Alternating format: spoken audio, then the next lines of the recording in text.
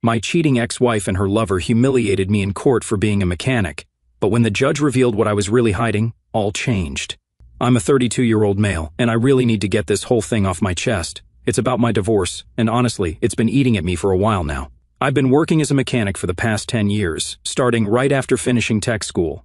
I worked at a pretty well-known shop in town, or I should say I used to work there, but more on that later. I've been fixing cars since I was 16, learning from my uncle in his garage.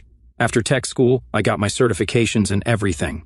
Lots of people think being a mechanic is just changing oil and stuff, but there's way more to it. These days, cars are basically computers on wheels, and you have to know your stuff. It's honest work, it pays the bills, and most importantly, I love it. I met Sarah, not her real name, obviously, about 7 years ago when she brought her car in for repairs. Looking back now, I should have seen the signs from that first day. She kept going on about how her car was premium and needed special attention. I remember thinking she was kinda stuck up, but man, when she smiled at me, I forgot all about that. She worked at a fancy marketing company downtown, always wearing expensive suits and carrying designer bags I couldn't even pronounce the names of.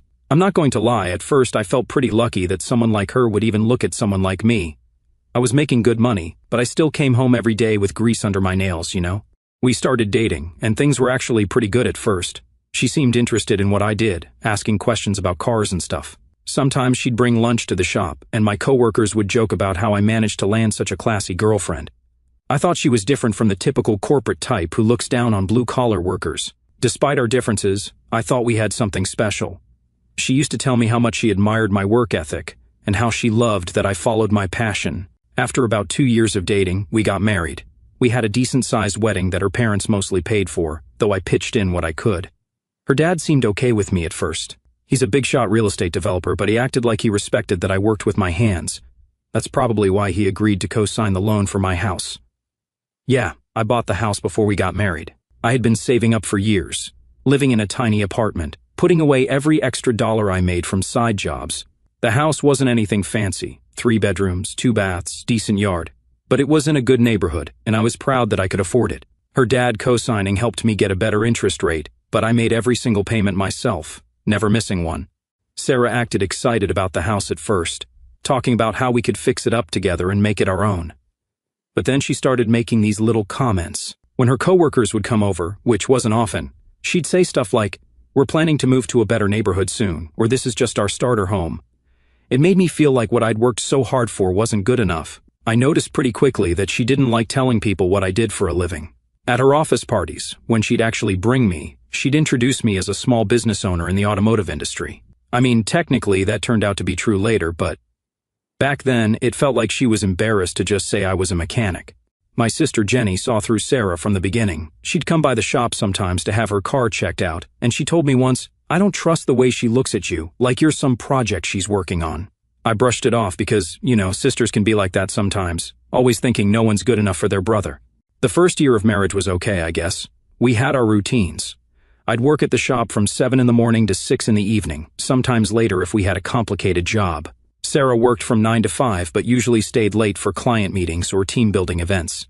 I should have paid more attention to those late nights, but I was busy taking business classes at the community college. I didn't tell her about those because she always made fun of any suggestion I had about improving myself that didn't involve leaving the auto shop.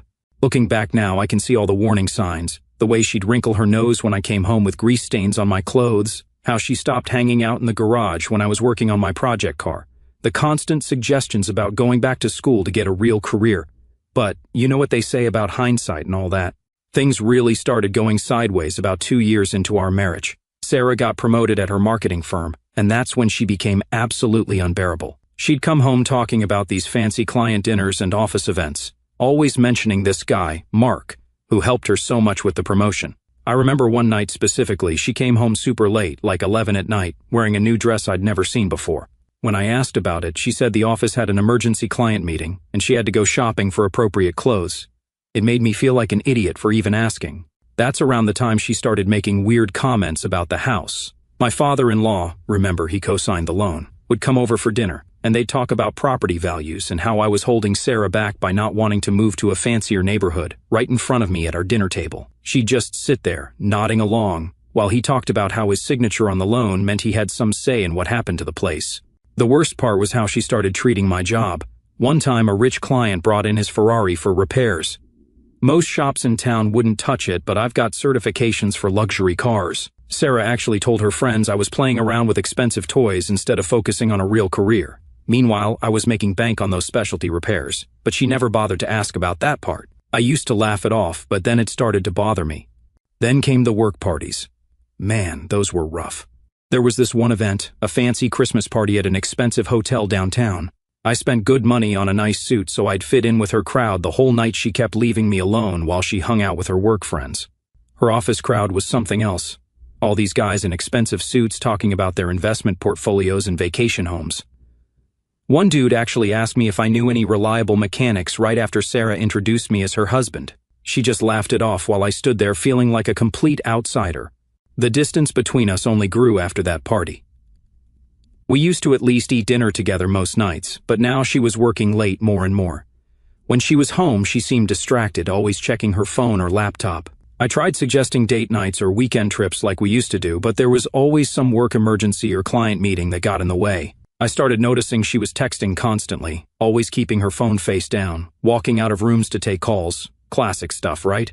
But I kept telling myself I was just being paranoid. I mean, she was a marketing executive now, obviously she'd have lots of work calls. The real problem started when her brother got involved. This guy was always a piece of work.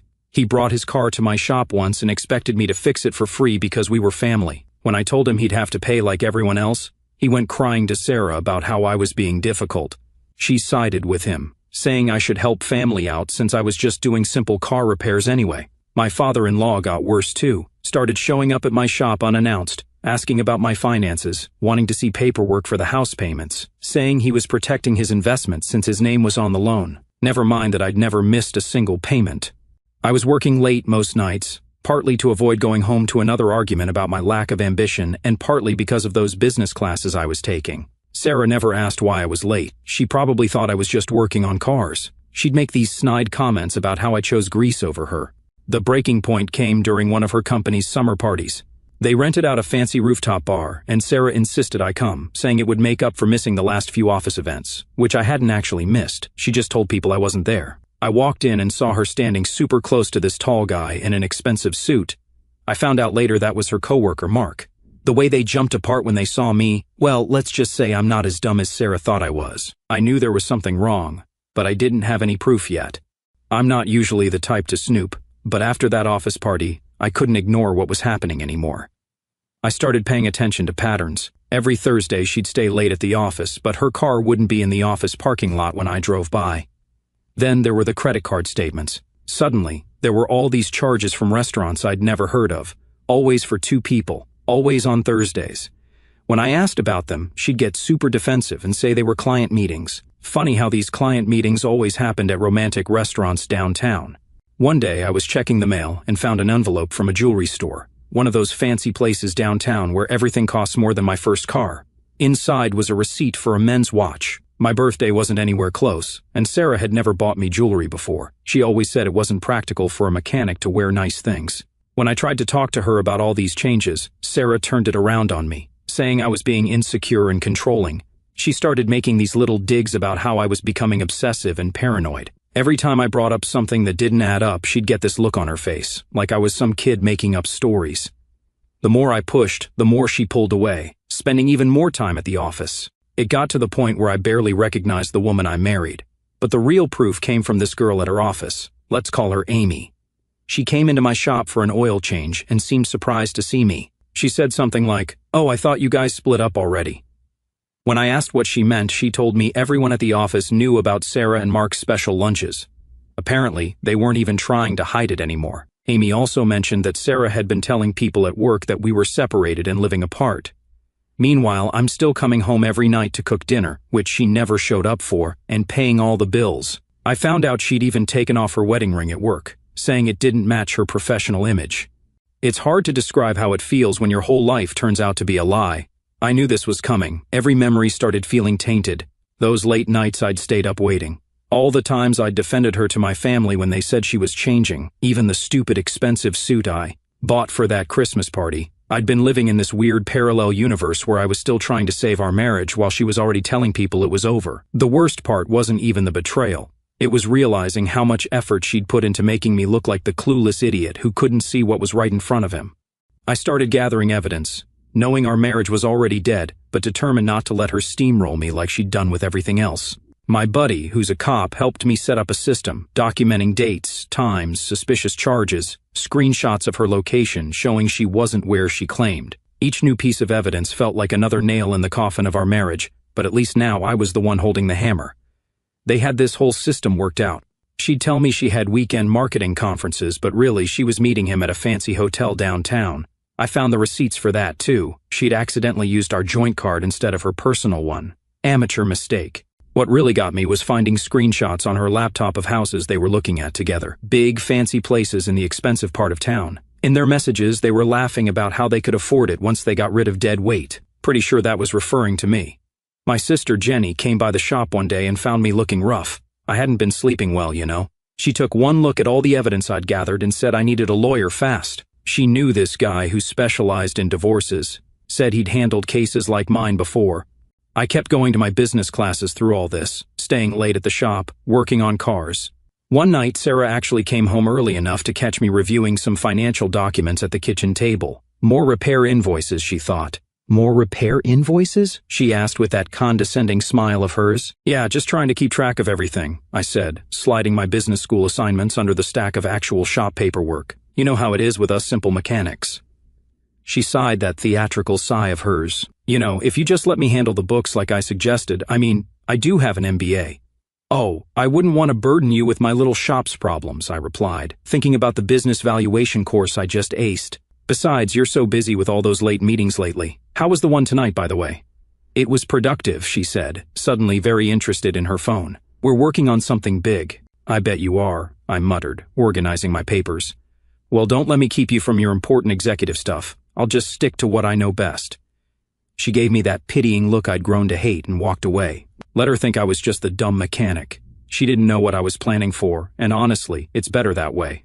While she was busy looking down on my profession, I was quietly building something bigger. But the final straw came when I checked our joint savings account and found it nearly empty. She'd transferred almost everything out, leaving just enough to cover the monthly bills. When I confronted her about it, she claimed she was investing in her future. She didn't even try to hide it anymore.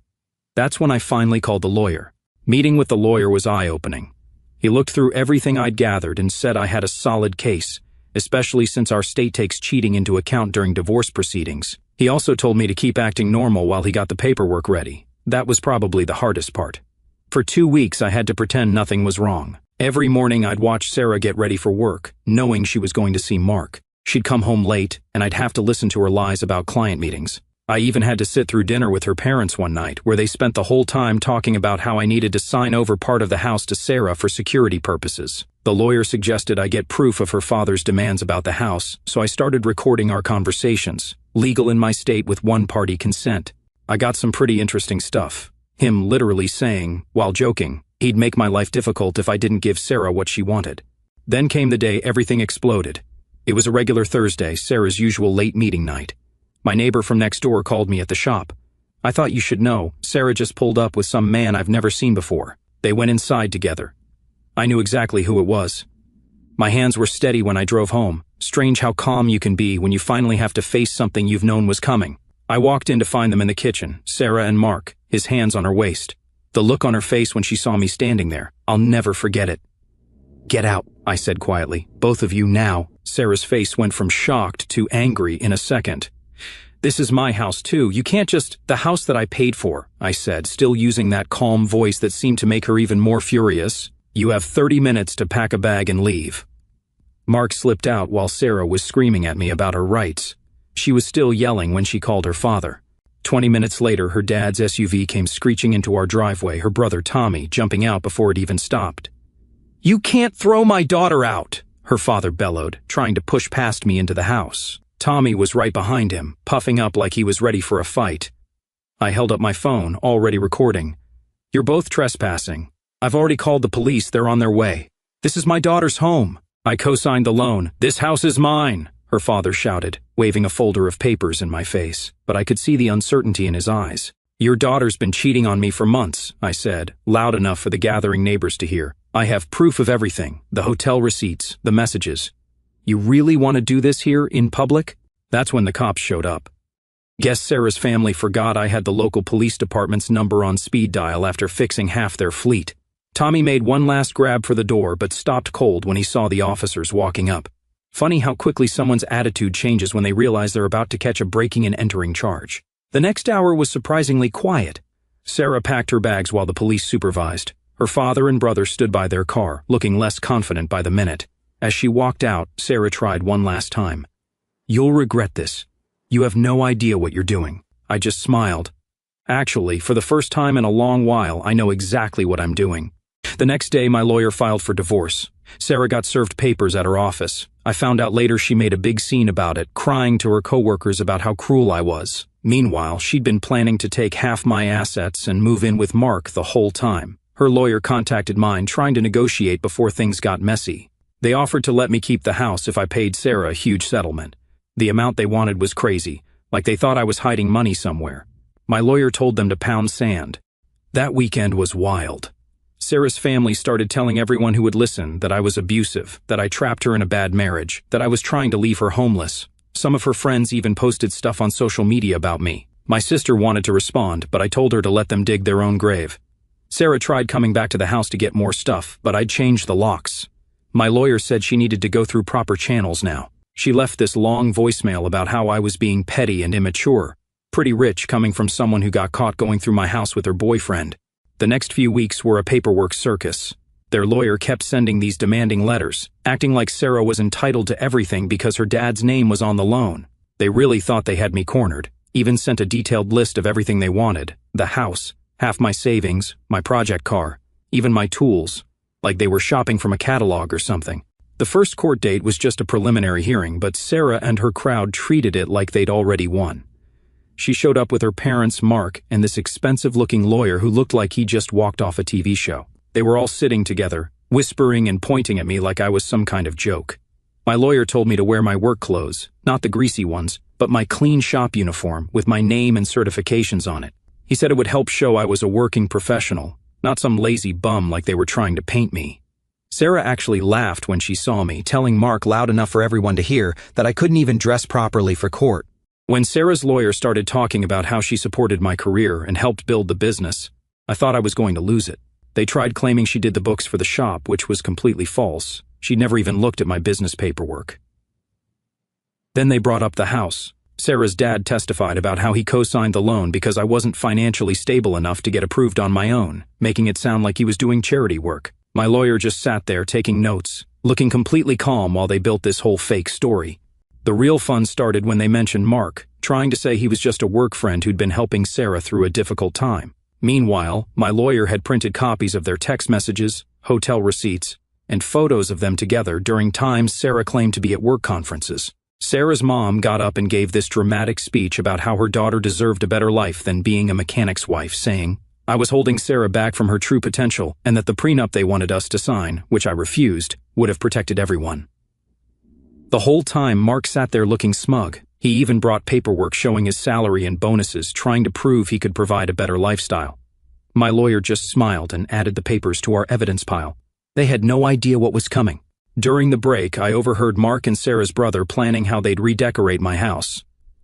They were talking about turning my garage workshop into a home gym. Sarah's dad was on the phone with some contractor, already getting quotes for renovations. The weirdest part was when Sarah's lawyer tried claiming she had partial ownership of my tools because she helped select them for the business. My lawyer asked her to name even one specific tool she'd helped choose. She couldn't, then tried to cover by saying she meant she supported the general tool buying process. The judge actually raised his eyebrows at that one. They also brought up my night classes but completely twisted it, saying I was neglecting the marriage by going to school instead of spending time with Sarah. They conveniently left out how she was spending those same nights with Mark. At the end of that first day, Sarah's lawyer presented their demands. They wanted the house, claiming her dad's co-signing made it. Partly theirs, they wanted half of my business assets. Didn't know about those yet. They even wanted my project car, saying Sarah endured years of me working on it, so she deserved compensation. The judge set another court date for the following week. As we were leaving, Sarah's dad tried to corner me in the parking lot, saying we could make this all go away if I just signed over what they wanted. My lawyer got it all on video. The week between court dates was pure torture. I could barely sleep. Knowing everything I'd worked for hung in the balance. Sarah's dad's parking lot threat kept replaying in my head, and even though we had it on video, I worried it wouldn't be enough. My lawyer assured me we had a solid plan, but I couldn't shake the feeling that Sarah's team had something else up their sleeve. Every night, I'd go down to my workshop and just sit there, looking at all my tools, wondering if this would be the last time I'd see them in my possession. My family tried to keep my spirits up, but they could tell I was a wreck. What Sarah and her family didn't know was that all their PR was only making me more determined to see this through to the end. When the second court date finally arrived, I felt like I was walking into the ring for the fight of my life. Sarah's team paraded up their witnesses one by one. First, their expert who'd magically inflated my shop's value without ever stepping foot in it. Then Mark, spinning his story about Sarah's emotional struggles with my blue-collar status. And finally, her dad, trying to rewrite history about his role in our lives. The whole time, my lawyer just kept taking notes with this knowing smile while I sat there, thinking about how none of them had any idea what was coming next. The real show started when it was our turn. My lawyer called up my first witness, my old boss from the shop.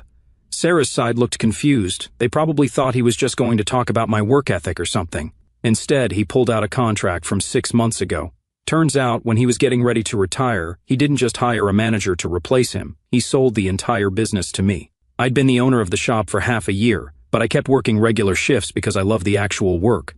You should have seen their faces. Mark's smug grin disappeared real quick. Sarah's dad stopped his constant whispering to her lawyer, and Sarah, she went completely pale. My lawyer started showing the documentation, business classes I'd been taking for 2 years to prepare for ownership, the loan I got approved for without any co-signers, and the shop's financial records. The business was doing great, way better than they thought. Those specialty repairs I did on luxury cars, they brought in serious cash. Then my lawyer revealed how much the business was actually worth. All those nights, Sarah thought I was just fixing cars. I was building something bigger. The shop had contracts with 3 luxury car dealerships, a fleet maintenance deal with a local company, and was about to open a second location. Sarah jumped up and tried to interrupt, saying she should get half the business since we were married when I bought it. That's when my lawyer pulled out the purchase agreement, dated 2 weeks before I found out about her affair, paid for entirely with my own savings and a business loan in my name only. The judge asked Sarah why, if she was so involved in the business like she claimed, she never knew about the sale. Her lawyer tried to spin some story about me hiding assets, but it didn't work. We had documentation showing she was with Mark on the day I signed the purchase papers. Her dad tried to salvage something by bringing up the house loan again. My lawyer calmly showed that I'd already refinanced it, got approved easily because of my business income. Sarah's dad wasn't even a co-signer anymore. I did that 2 months ago while they were busy planning how to take everything from me. During the court break, chaos erupted in the hallway. Sarah was screaming at her lawyer, saying he should have investigated my finances better. Mark disappeared completely. Guess finding out his girlfriend wasn't about to get rich changed his plans. Sarah's brother was on his phone, frantically calling someone, while their mom tried to calm everyone down. The best part was Sarah's dad. His face was literally red as he yelled at his lawyer about missing the business purchase. Kept saying something about how they should have hired a private investigator. My lawyer caught it all on his phone, said it might be useful if they tried anything else. When we got back in the courtroom, Sarah's whole attitude changed. Suddenly she was crying, telling the judge how she always believed in my dreams and supported my business goals, even tried saying she gave up better job opportunities to stay in town and help me succeed. The judge just sat there, looking thoroughly unimpressed. Her lawyer tried a new angle, saying Sarah's emotional support was crucial to my business success, asking for a percentage of the shop's value as compensation for her contributions to its growth. My lawyer responded by playing recordings of her making fun of my work, calling me just a grease monkey, telling Mark how embarrassed she was about my job. Then this random dude in a suit showed up. Turns out, Mark sent his own lawyer. This guy started talking about how Mark had no knowledge of the situation's complexity and wanted to distance himself from any financial discussions. Sarah looked like she'd been slapped. Guess her boyfriend wasn't ready to stick around once he realized she wasn't getting any money. The final ruling was beautiful. Sarah got nothing from the business. The judge said she had no claim to something she didn't even know existed. The house was mine, free and clear. She got to keep her car, which was in her name anyway, and a small amount of support for 3 months to transition. That's it. Sarah completely lost it, started crying about how unfair everything was, how she'd wasted years with me. The judge actually told her to be quiet, or he'd hold her in contempt. Her mom had to practically drag her out of the courtroom. The aftermath was wild. Sarah's dad tried to spread rumors about me in the business community, but it backfired. Turns out other shop owners already knew I'd bought the place. We worked together in the local business association. Some of them even sent their luxury car clients my way just to rub it in.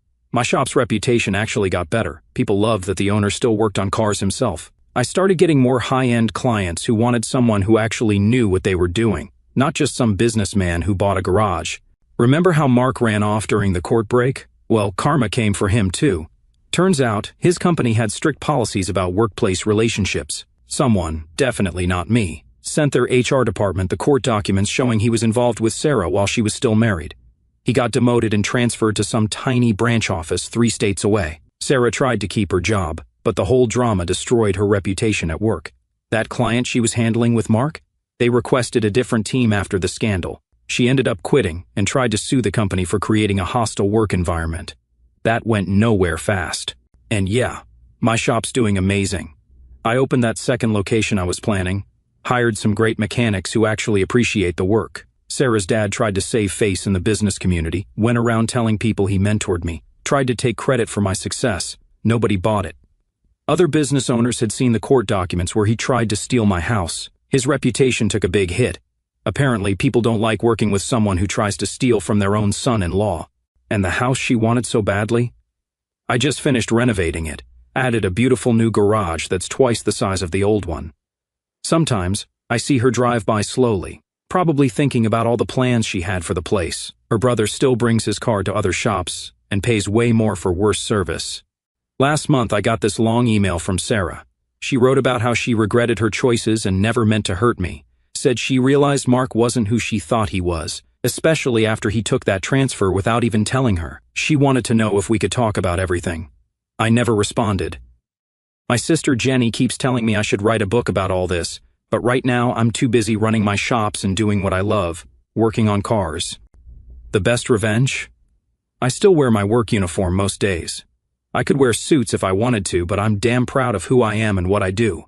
The mechanics respect me more because I'm not afraid to get my hands dirty alongside them. We just landed another major contract, and I was under a car doing an inspection when the clients came to sign the papers. Some of Sarah's friends who used to mock my job now try to get special treatment at my shop. They act like they never made fun of me being a mechanic. I just treat them like any other customer. No need for petty revenge when success speaks for itself.